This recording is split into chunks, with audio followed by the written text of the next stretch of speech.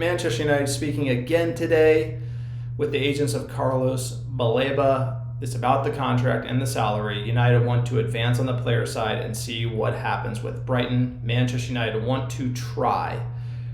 I feel like there's a lot of words that we need to break down in that quote from Romano. It does feel like we're going player first, like we did with Šeško, then trying to work and play with Brighton.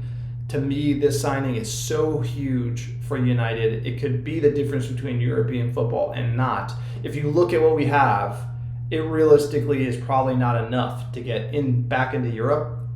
You need this kid. Watch some tape on him. He's just an absolute beast. United, this kid does things in the midfield, sir, that just scare you. Sir, he's the number one CDM prospect, not even in England, in world football. Like, this kid is been talked about for years and years. He was the replacement that Brighton signed for Moise Caicedo when he went to Chelsea in the first place, 21-year-old.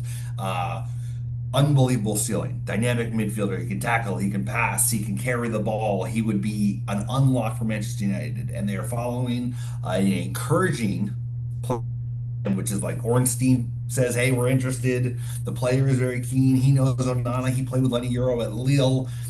This kid, like I said, they did it with Yoro. They did it with Šeško. He's the same thing. Find the single best prospect under 23 for this position and go sign him.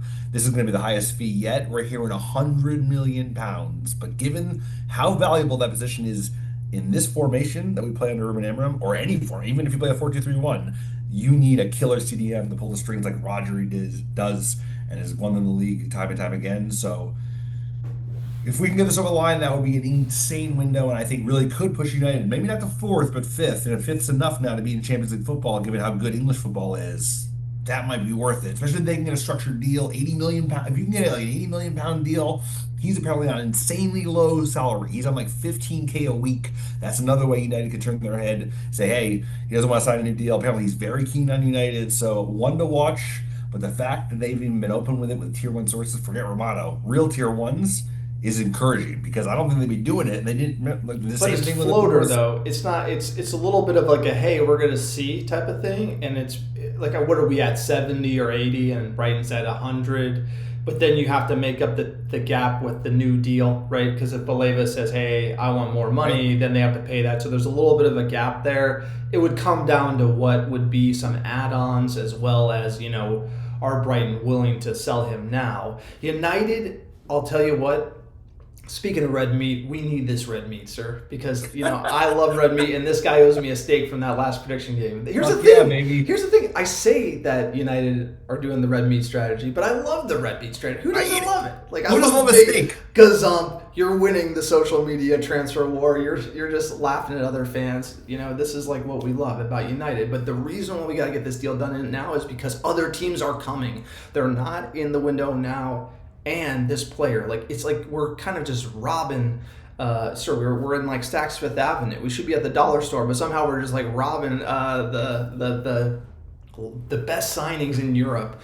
And if he's available and it's just us, and there's not another team involved, you have to do a deal. You have to get this deal done. And so I think it's opportunistic. It's going to come down to the outgoings, and this what really makes me mad is that Chelsea are going to play games on Garnacho because they know they can string us out to the end of the window, and they don't want to help us out and try to get this deal done. But if we could get 50 for Garnacho, I bet you Baleba happens. If we can't get 50 for Garnacho, that's not going to make up the difference in this deal. That's where INEOS is going to struggle. And so I feel like this transaction is related to other factors, most likely the outgoings. And right now United is not looking good on that front. No, we'll get into that in a second. It's still dragging, and I think the players are working with the target clubs to kind of know that United's in a tough position. It's a coup.